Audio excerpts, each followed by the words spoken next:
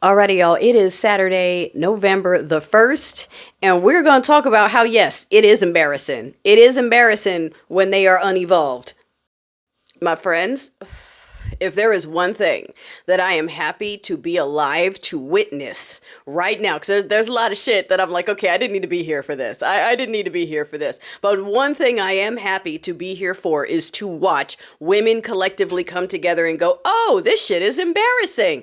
Oh, this is benefiting them more than it benefits us. We've been bamboozled. That, darling, as someone who grew up in the pick-me culture cult, okay, as someone who grew up believing my entire purpose was getting a title and having a man, that's the only thing that matters, okay, I'm so happy to see that start to crumble. And yes, we see a much more defined line in the sand now between the women who have realized that unless you can add something, unless you can make life easier, unless you are going to help and not be a strain in any way, okay? Emotionally, mentally, we're not here to be the therapist, the mommy, the maid, the adult worker. We're just here, and we're supposed to trade our good years and our livelihood and our beauty and our bodies in exchange for a title.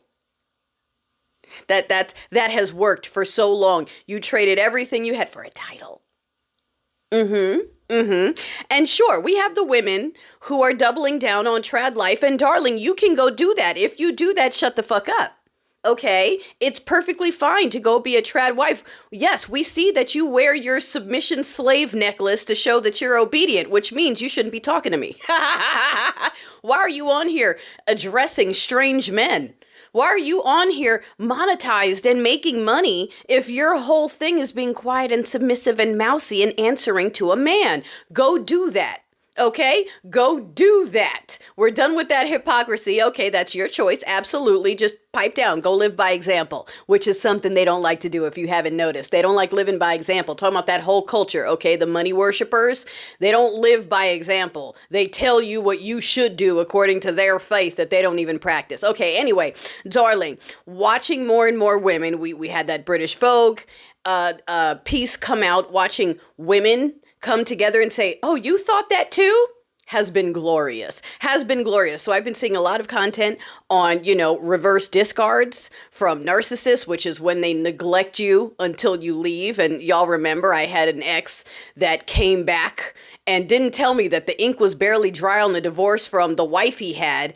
And I realized after the fact that this dude is gay. And you know what? And his name is literally gay. So like he was teased growing up. I understand why he has a problem actually living his truth. But this dude married a woman just so she could help him get into a nicer apartment and then neglected her until she finally left so he could move in the boyfriend he's been smashing, his new roommate that he takes weekend vacations with and takes out to steak dinners, and they go to the gym together 3 times a day. And and then he popped up and looked for me because he needed a beard, because he wanted photos he could put up saying, see, I'm with a woman, everybody. I have a woman. And then as soon as it was public, he wasn't interested in hanging out with me very much. Okay.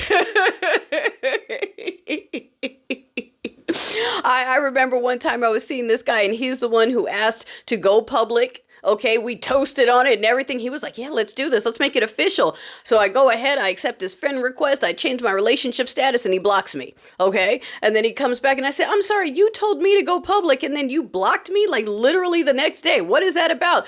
Oh, my daughter controls my social media. She must have saw it and she must have gotten jealous or something and blocked you. I'm like, I think she was like 11 or something. I'm like, your 11-year-old daughter manages your social media for you, and there's nothing you can do about that because she has the password. She handles it for you. So, okay, these dudes, this is how bad it has gotten because they have slid on the ability to say title. Okay, at least you can say you're not single, because that's the worst thing a woman could be. Fat, ugly, single. Haha, gotcha. Okay, all right. So I'm so happy to see that fall apart and to see people go, yes, it is embarrassing to trade your life for something that's not even helpful. And for those of you that watch my Toke Takes, my co-host, he's catching flack right now from the dudes. Why? Because he's a traitor to them as someone who is going to therapy, who acknowledges mistakes, who acknowledge his faults, who's working on being more evolved. And the unevolved men who are not interested in that don't want to hear it. They don't want to be better. They don't want to have something to offer. They want to point and blame women. That has worked for them this entire time, being able to just blame everything on women being too difficult. Okay, these are men who tell each other that women just want 7-foot tall men with abs, and we're like, no, we don't. Hey, have you seen the dudes with girlfriends? They don't look like the guy you're describing. The guy you're describing wants you. Like we said in the other episode, right? Gym culture, that's for dudes. Okay? That's, The size queenness, I know there are some women that are into that. Good for you. I am a tiny woman. I do not need to be bruised and battered so that he feels like a big man, okay? You can take that to someone who's got the cavernous echoes who can handle that much, okay? I will take what I can handle, please. I don't want to feel inadequate, and I don't want the pain. I would like to enjoy it. Thank you. I mean, I do like some pain, but not internal, you know? Let's external. Let's get a paddle, you know what I'm saying? It's a couple of bites in there, you know, leave a handprint. That's what I'm into. Okay, sorry. Garden time, y'all know I'm getting off. Hold on. Give me all right, give me a second. I'm getting off track. Okay. All right. Now, this other thing that we're seeing, I'm sorry. All right. This other thing, right, that we've been seeing, I want to continue normalizing, talking about the stuff we've been through. Okay, you guys have seen me having a crash out with one of my exes who thinks that I'm getting the better end of the deal by him not being on court orders. Oh, and you know, I have male family members going, okay, well, how about you take the videos down so he won't? I'm like, I didn't name him. I didn't show pictures. I didn't identify him. He made a page and came into my comments and said, hey, I'm the guy she's talking about. He identified himself, lost that battle, and is now like, well, she needs to take those down. We're not doing that anymore. We're not protecting bad behavior. We're not taking the high road when they mistreat us and abuse us and use us, and they know it. Okay, there's a reason they don't want you to tell it. There's a reason they want you to stay quiet. It's because they know. They know it's not good. They know it's not right. Even the ones that are narcissists, deep down, they know. That's why they want to silence you. That's why they want to shame you. You're looking at a regime that's all they're doing, okay? What are we being punished for right now? We had a massive march, and so what did they do? Started spending money doubly, threatened to starve the children, started demolishing the parts of the White House, all because we said we don't want you. All right? That's a narcissistic fit.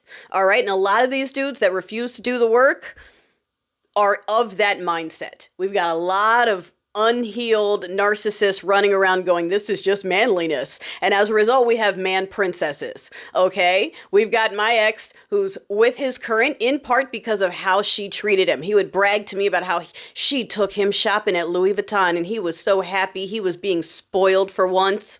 Yes, he would send me those. She paid for my tattoos. She paid for me to look this luggage she bought me. Look at the trip she took me on. He is shaming me for renting right now. He's like, oh, she rents, you guys. She's not a baddie. She rents. He was living in his wife's condo for the last several years. He just was able to get a little place of his own. He was living with her in her spot. Okay? That's the dude talking about, hey, my baby mama rents. Okay, so she's a liar. I never lied about renting, you know, whatever. Anyway, point is, there are green flag men out there so that y'all don't need to keep embarrassing yourselves with videos of dudes making you carry all the stuff. Videos of dudes smashing your face in the cake. Videos of dudes playing pranks on you that are not just pranks. It's proof he don't like you. Okay, yes, that is embarrassing. What's not embarrassing is a dude who understands that you have options and that he needs to add something to your life. A dude who understands, or whoever, dude, you know what I'm saying, person who understands that they are there to help you, help each other, okay, but help you. Not add to the burden, not become a problem, okay? Someone that's like, oh, I'm sorry, were you carrying a bag in your own house? Let me get that. Oh, I know you're driving. I'm going to get the door for you, okay? Hey, whatever you need, let me know. Whatever you need, I'm at your service. They are out there, and those are the ones that are not embarrassing. Those are the ones that are not embarrassing, okay? Just saying. Glad to see that we're all slowly getting on the same page about this.